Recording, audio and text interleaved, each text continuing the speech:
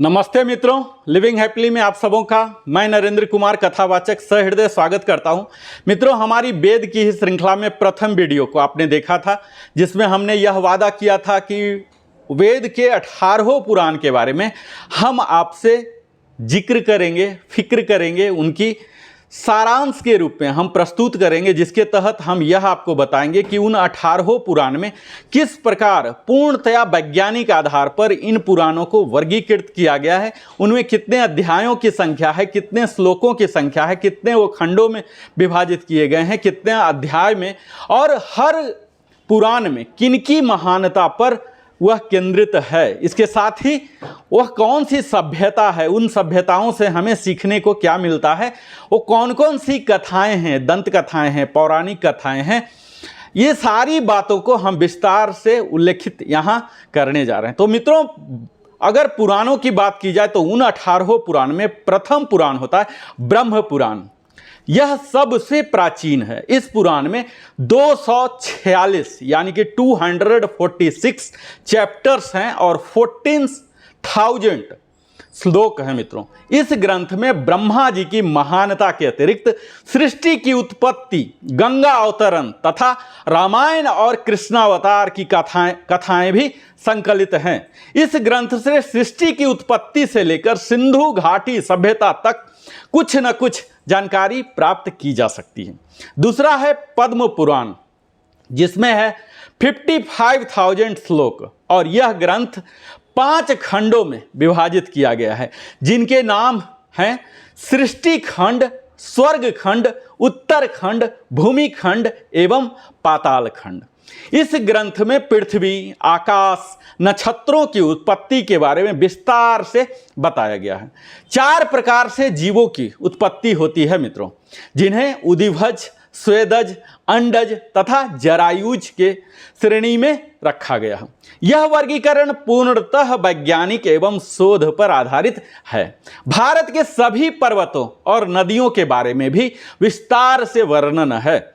इस पुराण में शकुंतला, दुष्यंत से लेकर भगवान राम तक के कई पूर्वजों का इतिहास का विवरण है। शकुंतला दुष्यंत के पुत्र भरत के नाम से हमारे देश का नाम जम्बू द्वीप से भरतखंड और उसके बाद भारत पड़ा था। यह पद्म पुराण हम सभी भाई बहनों को अवश्य पढ़ना चाहिए, क्योंकि इस पुराण में हमारे भौगोलिक और आध्यात्मिक वातावरण का विस्तार से विवरण मिलता है। तीसरा है विष्णु पुराण, जिसमें 6 अंश और 23,000 श्लोक हैं।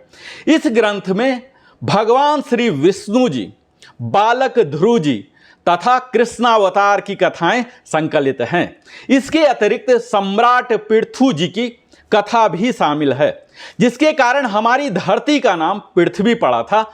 इस पुराण में सूर्यवंशियों तथा चंद्रवंशियों राजाओं का संपूर्ण इतिहास शामिल है।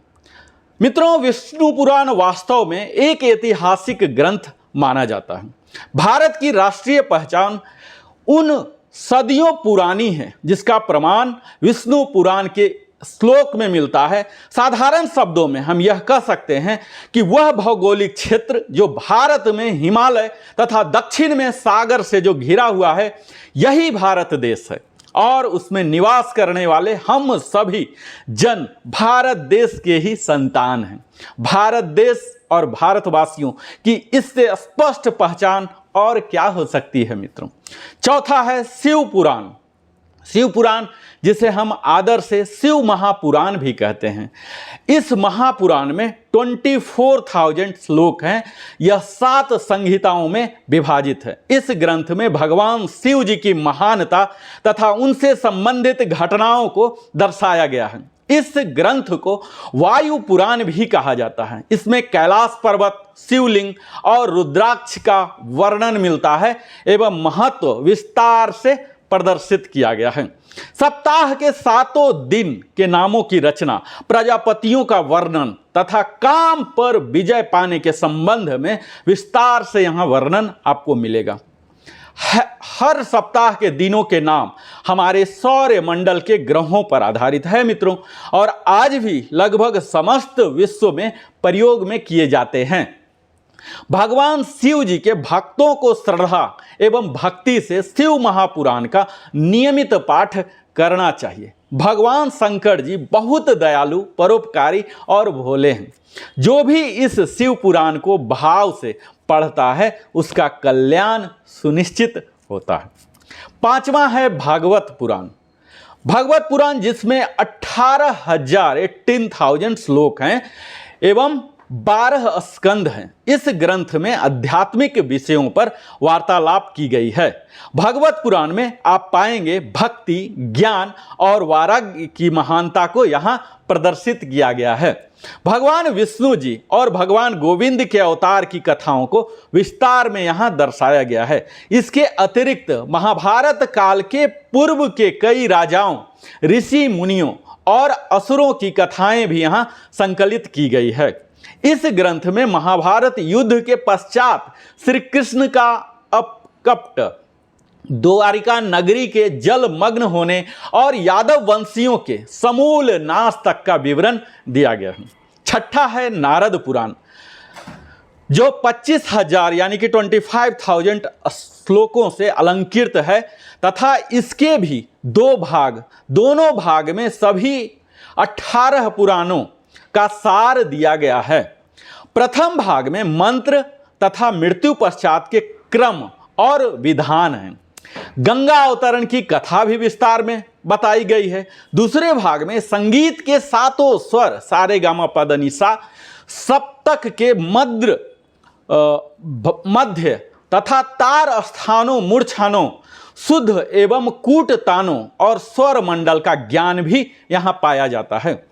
संगीत पद्धति का यह ज्ञान मित्रों आज भी भारतीय संगीत का आधार माना जाता है। जो पाश्चात्य संगीत की चकाचौंध से चकित हो जाते हैं उनके लिए यह जानना आवश्यक है कि नारद पुराण के कई शताब्दी पश्चात तक भी पाश्चात्य संगीत में केवल 5 स्वर ही होते थे तथा संगीत की जो सिद्धांत था उसका विकास लगभग शून्य के बराबर था। मूर्छनाओं के आधार पर ही पाश्चात्य संगीत के स्केल बने हैं।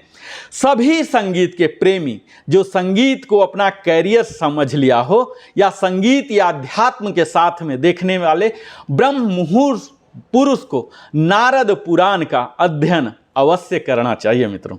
7वां पुराण है मार्कंडेय पुराण, जो कि अन्य पुराणों की अपेक्षा बड़ा ही छोटा पुराण है। मार्कंडेय पुराण में मात्र 9,000 यानी कि 9,000 ही श्लोक हैं तथा 148 चैप्टर्स हैं।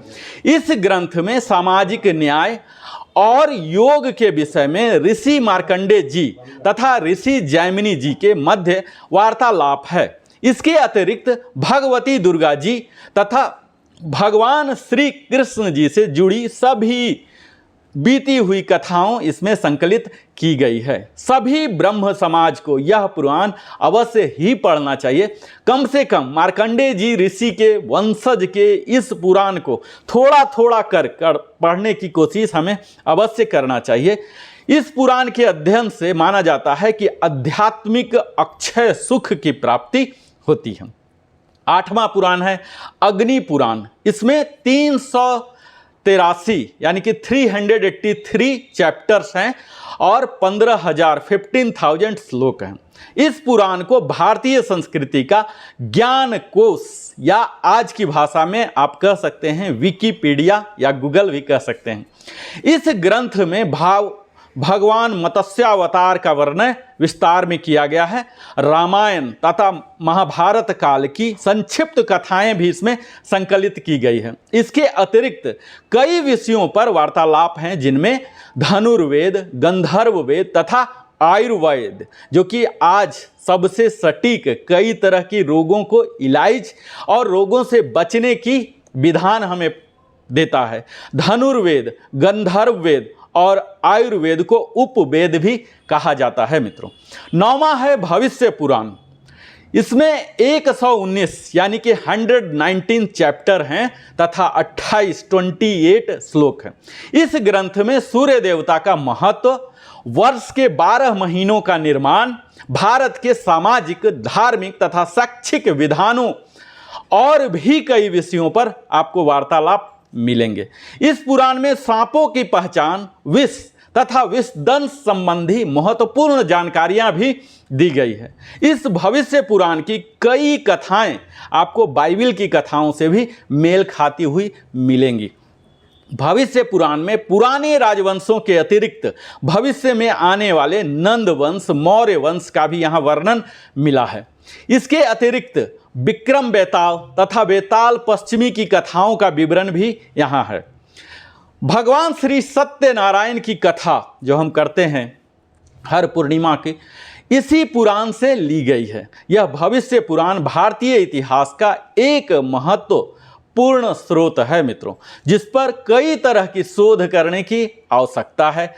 हम छात्र छात्राओं से यह आग्रह करेंगे कि वह इन पुराणों पर शोध करें, अपने ऊर्जा को लगाएं और इससे जुड़ी समस्त अध्यापक एवं अध्यापिकाओं को भी इस भविष्य पुराण नामक पुस्तक को अवश्य पढ़ना चाहिए, ताकि हम समझ सकें, हमारी विजडम बढ़ सके, इंटेलिजेंस बढ़ सके और वास्तविक में अंत में हमारी समाज में आध्यात्मिक जागृति आ सके। 10वां है ब्रह्मवैवर्त पुराण, जो कि 18,000 श्लोकों से अलंकृत है तथा 218 अध्याय यानी कि 218 चैप्टर्स हैं।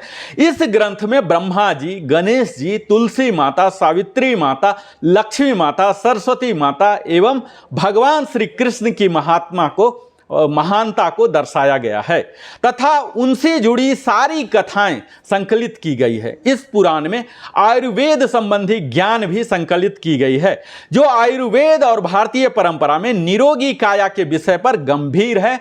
उसे यह ब्रह्मवैवर्त पुराण आपका पथ प्रदर्शक के रूप में कार्य करेगा। 11वां है लिंग पुराण। इस पावन लिंग पुराण में 11,000 श्लोक है और 118 चैप्टर्स हैं। सृष्टि की उत्पत्ति तथा खगोलिक काल में युग कल्प की तालिका का यहाँ वर्णन किया गया है। भगवान सूर्यदेव के सूर्य के वंशजों में राजा अम्बरीश जी हुए, जो कि राम जी इन्हीं राजा अम्बरीश जी के कुल में अवतार हुआ था। राजा अम्बरीश जी की कथा भी इसी पुराण में पाया जाता है। इस ग्रंथ में अघोर मंत्रों और अघोर विद्या के संबंध में भी उल्लेख पाया जाता है। 12वां पुराण है वराह पुराण। इसमें 217 यानी कि 217 स्कंद हैं तथा 10,000 श्लोक हैं। इस ग्रंथ में भगवान श्री हरि के वराह अवतार की कथा तथा इनके अतिरिक्त भगवत गीता महात्म का भी विस्तार पूर्वक वर्णन किया गया है। इस पुराण में सृष्टि के विकास, स्वर्ग, पाताल एवं अन्य लोकों का भी वर्णन किया गया है मित्रों। श्राद्ध पद्धति, सूर्य के उत्तरायण तथा दक्षिणायन, विचरण, अमावस और पूर्णवासी के कारणों का भी वर्णन आपको यहाँ मिलेगा। महत्व की बात यहाँ यह है, जो भौगोलिक और खगोलिक इस पुराण में संकलित हैं, वही तथ्य पाश्चात्य जगत के वैज्ञानिकों को 15वीं शताब्दी के बाद ही पता चले थे। सभी सनातन धर्म को मानने वाले भाई बहनों को यह वराह पुराण अवश्य ही पढ़ना चाहिए, ताकि वे अपने जीवन में जीते जी स्वर्ग की कल्पना कर सकें। उसके लिए वराह पुराण अतुल्य है। इसमें स्वर्ग नरक का भगवान श्री वेदव्यास जी ने बखूबी वर्णन किया है। 13वां है स्कंद पुराण। सबसे विशाल पुराण है यह तथा इस पुराण में 81,000 श्लोक हैं और 6 खंड हैं। स्कंद पुराण में प्राचीन भारत का संपूर्ण भौगोलिक वर्णन मिलता है, जिसमें 27 नक्षत्रों और 18 नदियों 18 रिवर्स, अरुणाचल प्रदेश का सौंदर्य, भारत में स्थित भगवान भोलेनाथ के 12 ज्योतिर्लिंगों तथा गंगा अवतरण के संपूर्ण आख्यान शामिल है। इसी पुराण में सह्याद्री पर्वत श्रृंखला तथा कन्याकुमारी मंदिर का भी उल्लेख पाया जाता है। इसी पुराण में सोमदेव, तारा तथा उनके पुत्र बुध ग्रह की उत्पत्ति का भी अलंकारमयी कथा भी शामिल है। 14वां है वामन पुराण। इस पुराण में 99 अध्याय यानी कि 99,000 चैप्टर्स हैं और 10,000 श्लोक हैं एवं 2 खंड हैं। इस पुराण का केवल प्रथम खंड ही उपलब्ध है। इस पुराण में भगवान के वामन अवतार, जिसमें दानवीर वाली का उद्धार किए थे, इसका कथा का विस्तार मिलता है, जो भरूच कच्छ, जो कि आज गुजरात में है। इसके अतिरिक्त इस ग्रंथ में भी सृष्टि, जम्बूद्वीप तथा अन्य 7 द्वीपों की उत्पत्ति, पृथ्वी की भौगोलिक स्थिति, महत्वशाली पर्वतों, नदियों और भारत के खंडों का भी जिक्र शामिल है। 15वां है कुर्म पुराण। 15वां पुराण, इसमें 18,000 श्लोक हैं और 4 खंड हैं। इस पुराण में चारों वेदों का सार आपको संक्षिप्त रूप से मिलेगा। कुर्म पुराण में कुर्म अवतार से संबंधित सागर मंथन की कथा विस्तार पूर्वक मिलती है। इसमें ब्रह्मा जी, शिव जी, विष्णु जी, पृथ्वी माता, गंगा मैया की उत्पत्ति, चारों युगों के बारे में सटीक जानकारी, मानव जीवन के 4 आश्रम धर्मों तथा चंद्रवंशी राजाओं के बारे में विस्तार से हमें मिलता है। 16वां पुराण है मत्स्य पुराण। इसमें 290 अध्याय 290 चैप्टर्स एवं 14,000 श्लोक हैं। सामाजिक विषयों के अगर आप इच्छुक हैं, दिलचस्पी रखते हैं, तो उन सारी भाई बहनों को यह मत्स्य पुराण अवश्य ही पढ़ना चाहिए। इस ग्रंथ में मत्स्य अवतार की कथा का विस्तार से आपको मिलेगा और सृष्टि की उत्पत्ति और हमारे सौर मंडल के सभी ग्रहों, चारों युगों और चंद्रवंशी राजाओं का इतिहास वर्णित है।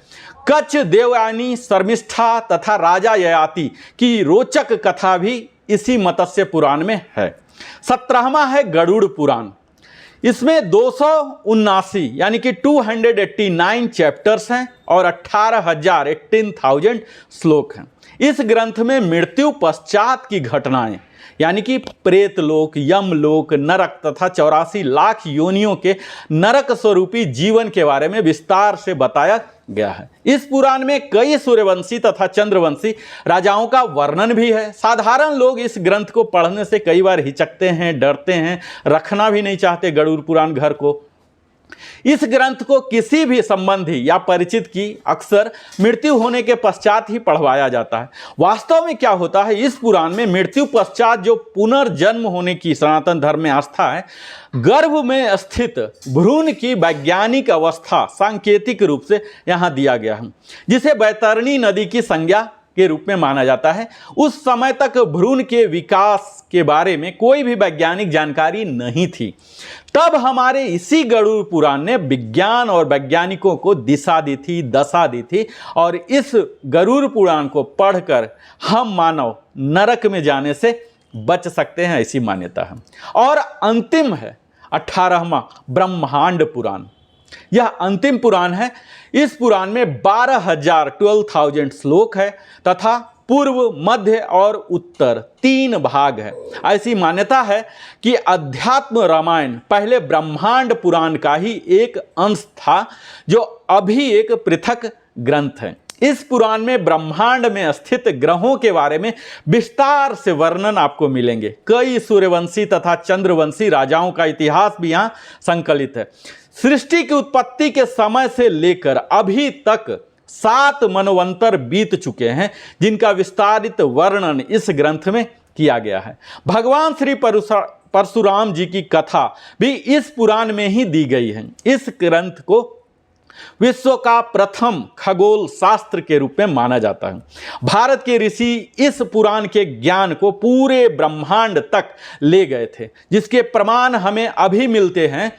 हिंदू पौराणिक इतिहास की तरह अन्य देशों में भी महामानवों, दैत्यों, देवों, राजाओं तथा साधारण नागरिकों की कथाएं प्रचलित हैं। कईयों के नाम उच्चारण और भाषाओं की विभिन्नता के कारण बिगड़ भी चुकी है, बदल भी चुकी है, जैसे कि हरिकुल इसमें हरिकुलस और कश्यप सागर से कैस्पियन सी तथा शंभू सिंह से सिब्बू बू सिन आदि बन गए हैं। तो अब इस वीडियो की अंतिम चरण में हम आ गए हैं मित्रों, और हम आपसे यही आग्रह करेंगे कि पुराणों पर, ये सारे 18 पुराणों पर आज भी विद्यालय में इसे पढ़ाने की आवश्यकता है। हम सबको पढ़ने की आवश्यकता है और इस पर शोध करने की आवश्यकता है, क्योंकि आधुनिक युग में भी इन 18 पुराणों की प्रासंगिकता है।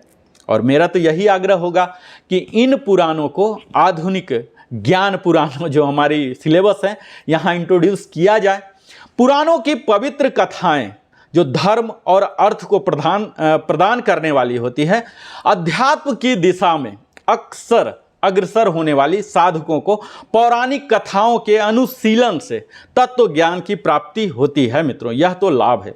इसीलिए भगवान के दर्शन के लिए अथवा शारीरिक और मानसिक रोग की निवृत्ति के लिए अगर ऐसी आप इच्छा रखते हैं तो पुराणों का पारायण करना चाहिए। पंचम वेद के रूप में पौराणिक ज्ञान सर्वप्रथम सृष्टिकर्ता ब्रह्मा जी के द्वारा अभिव्यक्त हुआ था। इतिहास और पुराण रूप पांचवें वेद को समर्थ सर्वज्ञ ब्रह्मा जी ने अपने सभी मुखों से प्रकट किया था। इसी दृष्टि से कहा गया है, पुराण सर्वशास्त्र प्राण प्रथम ब्रह्मास्त्र अस्त्र मित्रम। इसका विस्तार 100 करोड़ श्लोकों का माना गया है। समय के परिवर्तन से जब मनुष्य की आयु कम हो जाती है और इतने बड़े पुराण का श्रवण मनन मनुष्य के लिए संभव हो जाता है, तब उनका संक्षेप करने के लिए भगवान स्वयं व्यास रूप में अवतीर्ण होकर उन्हें 18 भागों में बांटकर 4 लाख श्लोकों में सीमित कर देते हैं। कहते हैं स्वर्ग आदि लोकों में आज भी 1 अरब श्लोकों का विस्तृत पुराण विद्यमान है। इस प्रकार भगवान व्यास भी पुराण के रचयिता नहीं अपितु संक्षेपक या संग्राहक ही सिद्ध होते हैं। इसीलिए वेदों की भांति पुराण भी अनादि माने जाते हैं। और अंत में मैं यही कहूँगा, हरे कृष्ण कृष्ण कृष्ण हरे हरे, हरे राम राम राम हरे हरे। नरेंद्र कुमार कथावाचक के साथ निरंतर लिविंग हैप्पीली में बने रहने के लिए सहृदय धन्यवाद। फिर से मिलते हैं नए वीडियो के साथ।